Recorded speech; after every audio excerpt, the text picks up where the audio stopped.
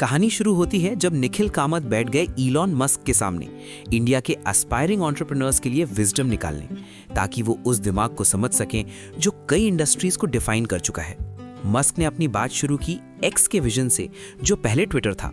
उन्होंने इसे सिर्फ एक सोशल ऐप नहीं बल्कि ग्लोबल टाउन स्क्वायर बताया, जो रीडर्स और थिंकर्स के लिए एक कलेक्टिव कॉन्शियसनेस बनाने के लिए डिजाइन किया गया है, ना कि खाली डोपामीन हिट्स के पीछे भागने के लिए। उन्होंने प्लेटफॉर्म को खरीदने को जरूरी कदम बताया, ताकि पॉलिटिकल बैलेंस वापस आए और प्लेटफॉर्म को दुनिया पर नेगेटिव इन्फ्लुएंस से बचाया जा सके। फिर कहानी एक रैडिकल विजन की तरफ बदली।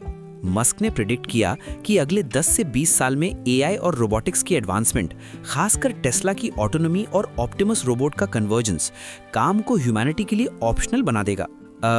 इस पोस्ट वर्क सोसाइटी में मस्क का थ्योरी था कि पैसा खत्म हो जाएगा और एनर्जी ही असलियत में करेंसी बन जाएगी, अगर हम सन को हार्नेस कर सके इंफ्रास्ट्रक्चर जैसे स्टारलिंक सैटेलाइट्स के जरिए। लेकिन ये फ्यूचर एग्जिस्टेंशियल रिस्क से खाली नहीं है। मस्क ने एक डीप फिलोसॉफिकल डिस्कशन की, सजेस्टिंग करते हुए कि हाई प्रोबेबिलिटी है कि हम एक सिमुलेशन में जी रहे हैं। ये आर्ग्यू करते हुए कि सबसे इंटरेस्टिंग आउटकम्स ही सबसे ज्यादा एग्जिस्ट करते हैं। एआई के राइज को सर्वाइव करने के लिए उन्होंने स्ट्रेस किया कि मशीन्स को ट्रूथ, ब्यूटी और क्यूरियोसिटी को प्राइस करना सिखाना होगा, वार्निंग देते हुए कि अगर एआई को झूठ बोलने या पॉलिटिकल करेक्टनेस एम्ब्रेस करने पर मजबूर किया तो वो इंसैनिटी और डिस्ट्रक्शन की तरफ ले जा सकता है।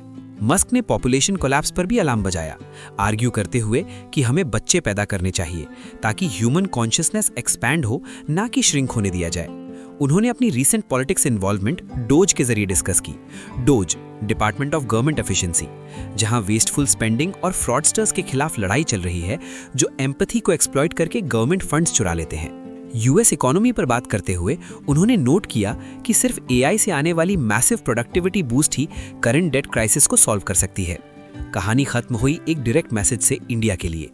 मस्क ने देश के टैलेंट की तारीफ की, मेरिट बेस्ड इमिग्रेशन की एडवोकेट की यूएस में, जबकि सिस्टम्स को क्रिटिसाइज किया जो इलीगल एंट्री को बिना चेक्स अलाउ करते हैं। देखो, इंडिया के यंग ड्रीमर्स के लिए उनका फाइनल एडवाइस था एक स्टोइक यूटिलिटी का कॉल। पैसों के पीछे मत भागो, क्योंकि वो सिर्फ लेबर एलोकेशन का एक डेटाबेस है।